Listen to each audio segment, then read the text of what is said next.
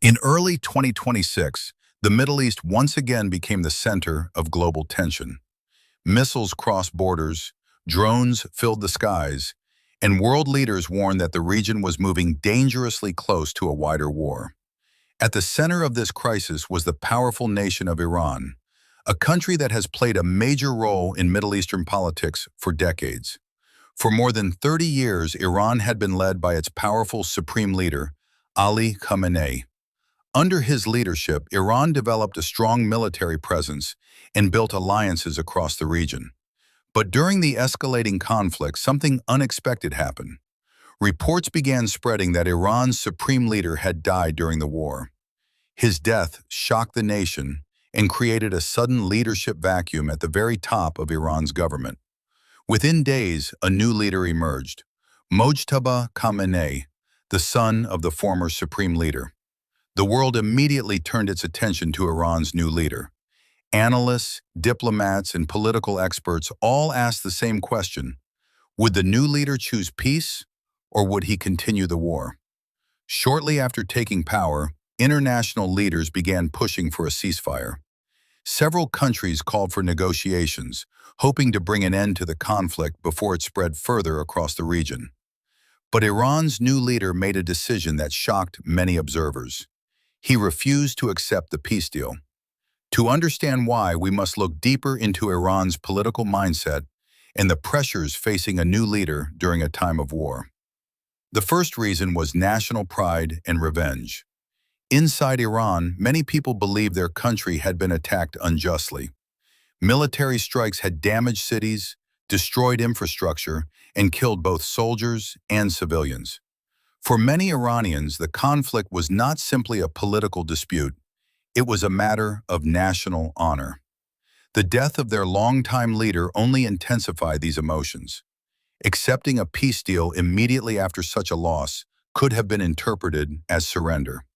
For the new leader, agreeing to peace too quickly might have appeared as weakness, both to the Iranian public and to rival nations watching closely. Instead, continuing the war allowed him to demonstrate strength and determination. The second reason was distrust of international promises. Over the years, Iran has been involved in multiple negotiations with world powers. Some agreements succeeded, while others collapsed under political pressure. Because of this history, many Iranian officials remain skeptical about peace deals and ceasefire agreements. From their perspective, signing an agreement without strong guarantees could leave the country vulnerable in the future.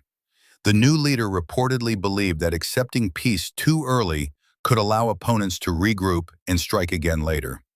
Therefore, Iran insisted that any peace agreement must include clear conditions that guarantee the country's long-term security.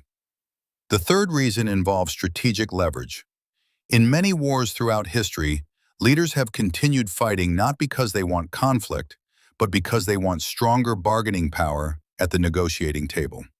Military strength can sometimes influence the terms of peace. By refusing to accept the early peace proposal, Iran's leadership may have hoped to gain a stronger position before entering negotiations. The longer the conflict continued, the more pressure could build on opposing countries to compromise. Another important factor was internal politics inside Iran. When a new leader takes power, especially during a crisis, they must prove their authority quickly. Powerful groups inside the government, including military leaders and political factions, closely watch every decision. If the new leader appeared too willing to compromise, some internal groups might question his leadership. By rejecting the peace deal, Mojtaba Khamenei could show both domestic supporters and international observers that he would defend Iran's interests without hesitation. This decision also sent a message beyond Iran's borders. It told rival countries that Iran would not easily bow to external pressure. But as the war continued, global concern grew. Diplomats from many countries began pushing for renewed negotiations. World leaders warned that if the conflict escalated further, it could threaten international stability.